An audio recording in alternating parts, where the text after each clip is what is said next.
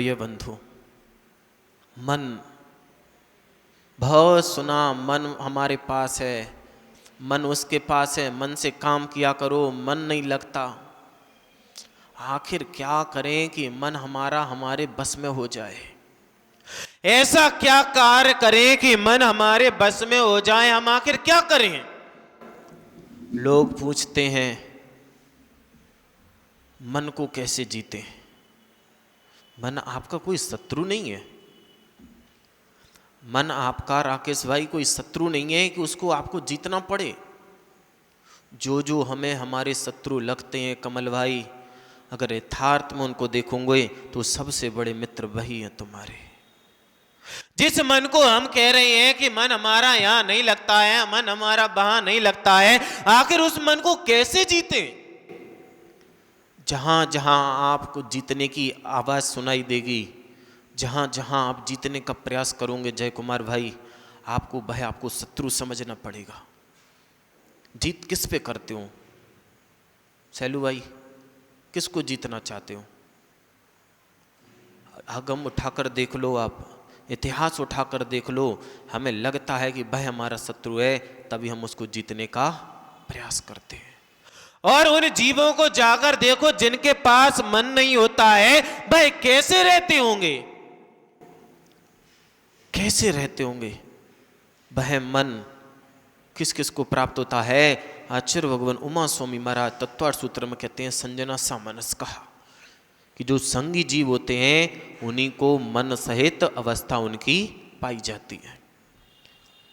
हाँ सैलू भाई, अब तुम सही जगह आए। अभी तक मन से मन नहीं मिल रहा था। एक इंद्रिय जीव, अगर आपको लग रहा है मन हमारा शत्रु है, अगर आपको लग रहा है कि मन हमारा शत्रु है, तो उस अवस्था को देखो जब आपके पास मन नहीं था। उस स्थिति को आप सोचने का प्रयास करो, उस स्थिति को समझने का प्रयास करो कि जब वह शत्रु आपके पास नहीं था। आपको ऐसा लग रहा है कि वह मेरा शत्रु है, तो उस अवस्था को देखो जब आपके पास शत्रु नहीं था। एक इंद्रिय पर्याय में कितनी बार रहे? उस दो इंद्रिय पर्याय में कितनी बार रहे ललित जी? 3 इंद्रिय पर्याय, 4 इंद्रिय पर्याय, यहाँ तक कि हम पंच इंद्रिय पर्याय को भी प्राप्त हो लिए, लेकिन वह शत्रु हमारे पास, जिसको आपको शत्रु लग रहा है, बार बार ध्यान देना, उस बात पर बार बार विचार करना कि जिसको आप कह रहे हैं कि ये हमारा शत्रु है, वह आपके पास पंच इंद्रियां प्राप्त थी सैलू भाई, लेकिन तुम्हारे पास मन नहीं था। तुम्हें ये हे उपाधि का ज्ञान नहीं था कि हमें क्या करना है और क्या नहीं करना है। ये हमारा मन होता है जो कभी हमें किसी को मित्र बना देता है, कभी हमारे को शत्रु बना देता है। ये हमारा मन ही है कि उस मन को भी शत्रु बना देता है और कभी कभी उसको हमारा परम मित्र बना देता है। ये हमारा मन है। मन हमारा कभी शत्रु नहीं हुआ। जब हमें असंगी पंच पर्याय में हम रहे, मन नहीं था, तो हमें ये भी ज्ञान नहीं था कि सामने हमारे भोजन रखा है, उसको हमें खाना है कि उसको छोड़ना है। वह पंचेंद्रिय के विषय हमारे सामने रखे रहे और हम ये नहीं समझ पाए कि हमें उसका प्रयोग कैसे करना है। जब तक आप मन को शत्रु समझते रहोगे, आप अपना कल्याण नहीं कर पाओगे। सानू भाई, मन हमारा परम मित्र है। वह व्यक्ति जो हमें शत्रु लग रहा है, वह हमारा परम मित्र है। लेकिन हमें यह सोचना पड़ेगा कि वह किस रूप में हमारा मित्र है और किस रूप में हमारा शत्रु है। ये आपको अपनी दृष्टि को आपको शुद्ध करना पड़ेगा। अकेले ये नहीं कि तलवार लिए कोई व्यक्ति खड़ा दिख रहा है, तुम्हारा पहरेदार खड़ा है तो तुम्हारा शत्रु है। महावीर भाई, ये धर्म हमारे सामने तलवार लिए खड़ा है। अगर तुम इसमें रुलते चले जाओगे, इसमें तुम फंसते चले जाओगे, तो वह तुम्हारे को शत्रु लगेगा। और इस धर्म को तुम अपना अंगरक्षक बना लोगे तो वही तुम्हारा परम मित्र है कि जो तुम्हारे सामने विषय वासनाएं नहीं फटकने दे रहा है, इंद्रिय वासनाओं को वह क्षरण करता चला जा रहा है, उसका दमन करता चला जा रहा है। मन क्या करता है सोच कर देखो। अब वो बात अलग है, आपका मन धर्म में नहीं लगता है। प्रकाश जी, एक जो धर्मात्मा होता है उसके लिए प्रकाश उसका परम मित्र हुआ करता है। उस मित्र के द्वारा वह नाना ग्रंथों को पढ़ सकता है। बात पे विचार करना पंडित जी, छोटे पंडित जी, बात पे विचार करना कि वह दीपक जल रहा है और एक विद्वान उस उजाले में, उस प्रकाश में अपना अध्ययन कर रहा है। वह दीपक उसके लिए परम मित्र है, लेकिन चोर के लिए क्या होगा? ज्ञान भाई, ज्ञान का प्रयोग करो।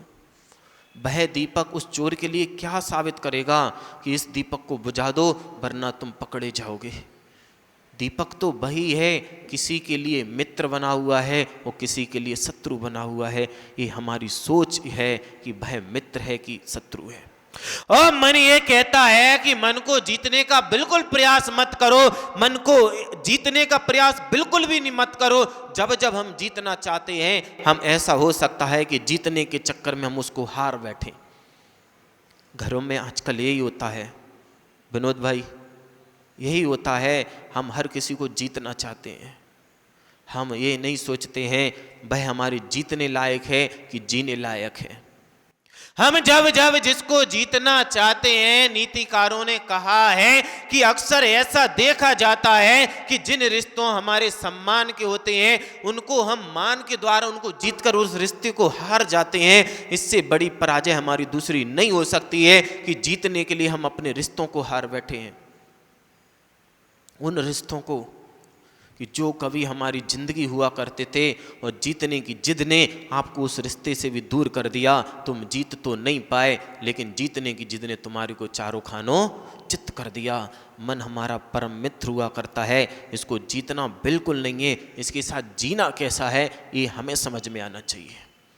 क्षमावाणी का पर्व क्या है? ये क्या है संजय भाई कि आपको पता है सैलू हमारा परम मित्र है तो उससे जाके तो आप क्षमा मांग लोगे, और आपको पता है कि मोहन जी हमारे शत्रु हैं। अक्सर मोहन सभी के शत्रु हुआ करते, अक्सर मोहन हर किसी के शत्रु हुआ करते हैं, लेकिन वह शत्रु होते नहीं हैं। अब मोहन का कहा तो सबकी दिमाग में आ गई होगी वह महाभारत, कि वह दुर्योधन आदि उनके पास चले गए, उनसे कह रहे हैं कि देख भाई क्षमा धर्म को धारण कर ले, तेरे हिस्से में जो था तेरे को हंसते हंसते मिल गया। मोहन भाई ध्यान रखना, हर जगह मोहन खराब नहीं होता। इतिहास उठाकर देख लो, कभी मोहन ने किसी को शत्रु माना है और कभी किसी ने मोहन को शत्रु माना है। ये लोगों पर डिपेंड करता है कि किसको मित्र बनाना है और किसको शत्रु बनाना है। जो वस्तु हमारे सामने जैसी है वो बिल्कुल वैसी ही है ललित भाई। बीवी तो बीवी है, बीवी तो बीवी है, कभी वह धर्म पत्नी भी हो सकती है, कभी कभी वह धर्म को पाटने वाली भी हो सकती है। वह पत्नी जब आपको धर्म की ओर अग्रसर करती है तो उस समय वह आपकी धर्म पत्नी हुआ करती है, और जिस समय वह पत्नी आपको धर्म से विमुख हुआ करती है तो वह धर्म पत्नी नहीं कहलाती है, ओनली पत्नी कहलाती है। और पत्नी का मतलब यही है कि उसने सोच लिया है कि हमें इनके साथ ऐसा करना है, वह वैसे ही करके मानती है। जिस समय पत्नी अपने पति को धर्म से विमुख कर देती है तो उस समय पत्नी होती है। और जिस समय आप हर कंडीशन में उनको ये सोच रहे हैं कि हमारा पति धर्म में लग जाए, तभी आप धर्म पत्नी कहलाने लायक हैं, वरना आप धर्म पत्नी कहलाने लायक नहीं है। मन को कैसे जिए? क्वेश्चन ये नहीं उठता है कि मन को कैसे जीते। जब जब आप जीतने का प्रयास करोगे सैलू भाई, चाहे आपका पड़ोसी ही क्यों ना हो, आपको अपनी पूरी ऊर्जा उसमें लगानी पड़ेगी। हम जब जब ये सोचेंगे कि हमें उसको जीतना है तो आप अपनी ऊर्जा को वेस्ट करोगे। आप तो हारने के लिए तैयार रहो, बिल्कुल हारने के लिए। किसी ने कह दिया भैया तुम चोर हो, संजय भाई पड़ोसी ने कह दिया तुम तो चोर हो, तुरंत स्वीकार कर लो मैं सही में चोर हूं, मैंने उसका धन नहीं चुराया, मैंने उसके चित्त को चुरा लिया। मैंने उसका धन नहीं चुराया, मैंने उसका धन नहीं चुराया ज्ञान भाई, मैंने उसके चित्त को चुराया है। कैसे चुराया? अगर मैं उसके सामने ना आता तो कमल भाई वो मेरे में फंसने वाला नहीं था। जरूरी नहीं है कि आप हमेशा वित्त चोर हुआ करते हैं, कभी कभी हम उसके चित्त चोर भी हुआ करते हैं।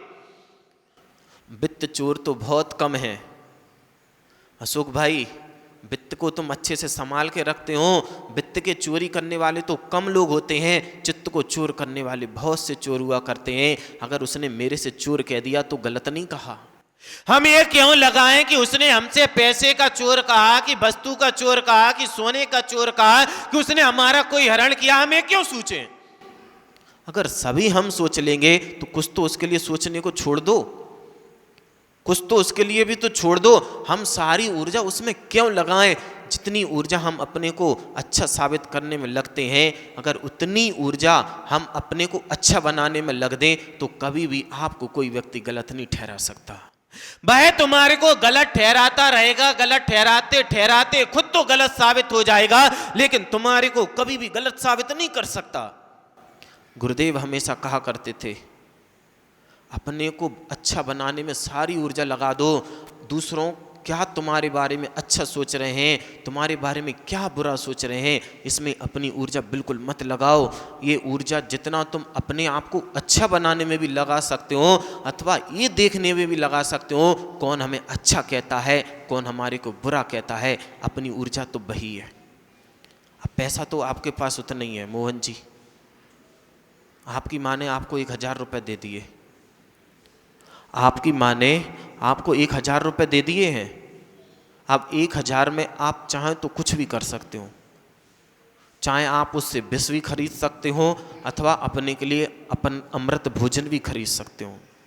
हमारे पास पैसा उतना ही है, हम चाहें तो उससे वह फालतू की कचड़ा भी खरीद सकते हैं और हम चाहें तो अपने लिए अच्छी अच्छी चीजें भी खरीद सकते हैं। ये हमारे ऊपर डिपेंड करता है कि हमें कैसे क्या करना है। मन को हमें बिल्कुल नहीं जीतना है, हमें मन के साथ जीना आना चाहिए। मन अपने आप हार कर तुम्हारे सामने नतमस्तक हो जाएगा। हमें उस रिश्ते को निभाना आना चाहिए। कोई व्यक्ति कितना भी खराब है, कितना भी क्रोध करता है, मान करता है, माया करता है, लोभ करता है, उसको करने दो, हमें उससे कोई मतलब नहीं। हमें तो अपने धर्म से मतलब है कि हर समय हमारे अंदर क्षमा भाव होना चाहिए। बच्चे ने गलती कर दी, बच्चे ने गलती कर दी, राजा भाई बच्ची तो छोटी है, उसने गलती कर दी, तुम क्या करोगे? बोलो भाई क्या करोगे तुम? बच्ची तो छोटी है, उसमें ज्ञान नहीं है, तुम क्या करोगे? उसने तो सारी तुम्हारी धन दौलत ली और उसमें एक माचिस की तीली से आग लगा दी, अब तुम क्या करोगे? यदि तुम क्रोध करते हो तो तुमने सारी दुनिया जला के राख कर दी, उस दुनिया में तुम भी थे। और तुम चाहो तो क्षमा का जल लेकर जो चीज जल चुकी है उसको जला सकते हो, और तुम ही चाहो तो उस जल के द्वारा उसको समन करके जो बच सकता है हम उसको बचा सकते हैं। और क्षमा, यह परम धर्म हमसे यही कहता है कि जो जल चुका है उसको जल जाने दो, उस पर रोष मत करो। जिस चीज को हम बचा सकते हैं उस पर क्षमा का जल छिड़कते चले जाओ, उसको तो तुम बचा सकते हो। जो जल गया उसको पुनः वापस नहीं ला सकते। हमें मन को बिल्कुल नहीं जीतना है, मन के साथ हमें जीना है, और जीना हमें जब ही आ सकता है जब हम लोगों के क्रोध, मान, माया, लोभ को सहना सीख लेंगे। हमसे बड़ा दूसरा शहंशाह कोई नहीं हो सकता। मन को जीना आना चाहिए, जीतना हमें किसी को नहीं है। अक्सर देखा जाता है लोग जीतनों की जिद में सब कुछ हार के बैठ जाते हैं, अपनी रिश्तों को भी हार जाते हैं और अपने आप को भी हार जाते हैं। सम्राट वह नहीं हुआ कर सकते जयेश भाई, सम्राट वह नहीं हुआ करते हैं जिन्होंने बहुत सारा राज जीत लिया है, जिन्होंने सोना चांदी जीत लिया है, हीरे पन्ने जीत लिए, लोगों को जीत लिया है। सबसे बड़ा शहंशाह तो वो हुआ करता है जिसने अपने मन को अपने बस में कर लिया है। उससे बड़ा दूसरा शहंशाह, सम्राट नहीं हो सकता है। एक बार की बात है, एक बार की बात है, आप ये प्रकरण देख लो, मैं आपको अभी समझाऊंगा। ये प्रकरण देख लेना, जो अभी आप देख रहे हो इसको देख लेना, सोच लेना, समझ लेना। मैं आपको अभी इसी बात पर रहूंगा। एक भिखारी था, उसको एक सोने का सिक्का मिला। अब सोने का सिक्का मिलता है तो नीयत सबकी पलट जाती है। लेकिन वह भिखारी जो था, ऊपर से भिखारी था, अंदर से बिल्कुल भिखारी नहीं था। बाबूलाल जी, दिगंबर संत भी ऐसे हुआ करते हैं, बाहर से उनके पास कुछ नहीं होता है लेकिन अंदर से उनके पास सब कुछ होता है। आप जिस बाहर में सुख मान रहे हैं, इन वस्त्रों में, इन पैसे में, इन धन दौलत में, इन रिश्तों में आप अपने आप को अमीर मान रहे हैं, अपने आप को लखपति मान रहे हैं, लेकिन दिगंबर साधु इससे बिल्कुल विपरीत हुआ करता है। धन दौलत रिश्ते नाते उसके शरीर में नहीं हुआ करते हैं, उसके अंदर वह गुण हुआ करते हैं जो आपके पास नहीं होते हैं। वह गुण हुआ करते हैं, वह धन दौलत हुआ करती है जिसकी हकीकत में कीमत होती है।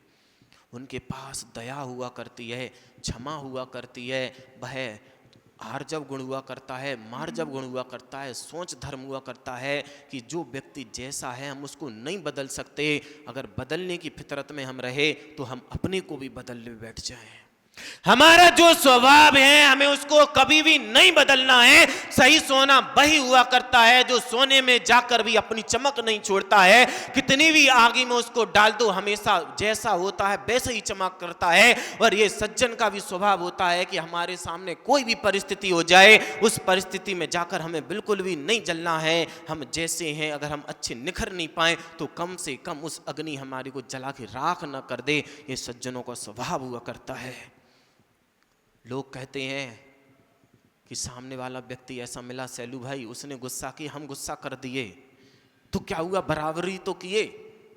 आजकल लोग बराबर की दौड़ में दौड़ रहे हैं और अपने को पीछे पीछे करके।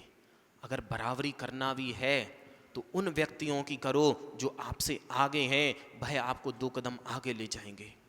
अगर आपको लग रहा है हम बहुत अच्छे हैं तो उन लोगों की बराबरी करो जो आपसे 2 कदम आगे हैं। हम ये क्यों देख रहे हैं कि वह व्यक्ति हमारे से 2 कदम पीछे चल रहा है, हम उसके पीछे जाएं? ये क्यों कर रहे हो आप? सोच कर देखो, हमें बराबरी करनी है तो अब ज्ञान का ये मन आपका परम मित्र है जिसको आप जीतना चाह रहे हो, बिल्कुल मत जीतो, उसको आप जीना सीखो, जिंदगी को जीना सीखो। घिसटते घिसटते तो वह त्रिंज भी मृत्यु को प्राप्त हो जाते हैं। जिंदगी तो उनको भी मिलती है जो मरना चाहते हैं, जिंदगी उनको भी मिलती है जो मरना जानते हैं। चाहने में और जानने में बहुत फर्क होता है।